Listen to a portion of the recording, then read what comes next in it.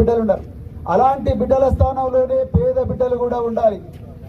SC ST BC minority వర్గాలకు చెందిన బిడ్డలు ఉండాలని చెప్పేసి మేము క్రీడా అకాడమీలు పెడితే ఈరోజు అకాడమీలు బంద్ అయిపోయినాయి. వాటిని పట్టించుకునే నాదుడే లేడు. నేను కోచ్ని అడిగితే ఏమయ్యా మీకు అప్పుడు కోట్ల రూపాయలు ఇచ్చి ఇవన్నీ పెడితే అంటే సార్ మాకు ఏమాత్రం ప్రోత్సాహం ప్రభుత్వం నుంచి లేదు, ఒక్క పైస కూడా మాకు మరి ప్రోత్సాహం రావడం లేదు, అందుకొరకు మేమేం చేయలేకపోతున్నాం అంటున్నారు. మరి పిల్లలు అత్యంత అద్భుతమైన కోచింగ్ ఎక్కడి నుంచి తెచ్చుకుంటారు? ఈ పరిస్థితి ఈరోజు తెలంగాణలో ఉన్నది. అదేవిధంగా మరి జోర్డాన్కు హ్యాండ్బాల్కు సెలెక్ట్ అయ్యాడు ఒక బిడ్డ ఆసిఫాబాద్ నుంచి, ఆయన పేరు తిరుపతి. కనీసం ఆయనకు 1,50,000 రూపాయలు కూడా ఇవ్వడానికి ముఖ్యమంత్రి గారికి చేతి రాలేదు.